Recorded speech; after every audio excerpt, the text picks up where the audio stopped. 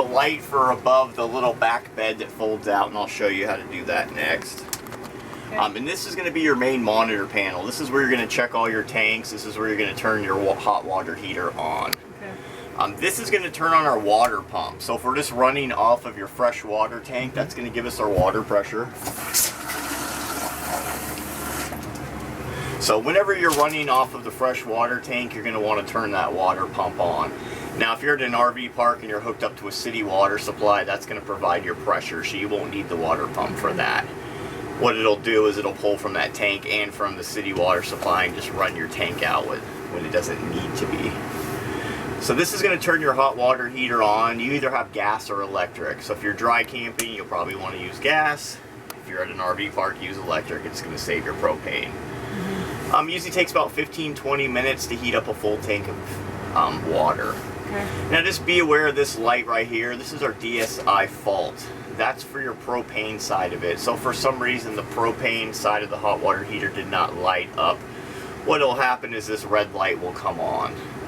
Check your propane, make sure you have propane in the system, make sure your propane's turned on, turn it off for about 10 seconds and then fire it up again.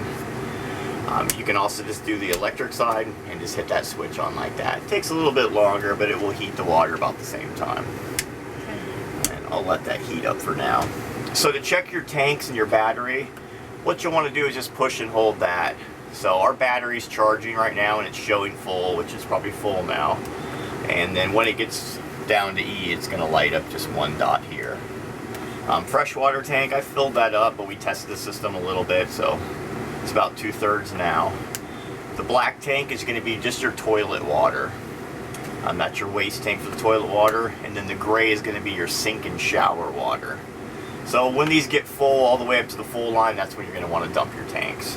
Okay. Alright. Now this is going to turn your thermostat on and off for your heat. So there's a switch right here. Either goes to the right or to the left. All the way to the right turns it off. And give it about maybe 30 seconds to respond and that heat will go off. And to turn it on, just pop that to the left here and then you can adjust your temperature accordingly. This was going to run off of just regular 12-volt battery and propane, so you don't have to be plugged in order for the heat to work. Closet space back here. This does fold a GFI switch in your bathroom at home. So if you have a hair dryer plugged in somewhere, you drop it in the sink, it's going to pop this GFI switch right here. So to reset it, you would do it just like you would a normal breaker. And those are all labeled there. You also have your 12-volt fuses, which are labeled over on the left or right side as well. Your converter is located right behind that fuse panel as well. This is what this fan is here. When that fan is running, that means you are charging. So your 110 is charging your battery. Once that battery gets completely full, that fan will go off so it's not overcharging your battery and causing it to boil. So, this is switch nut. I'm going to have to get you another one of these too.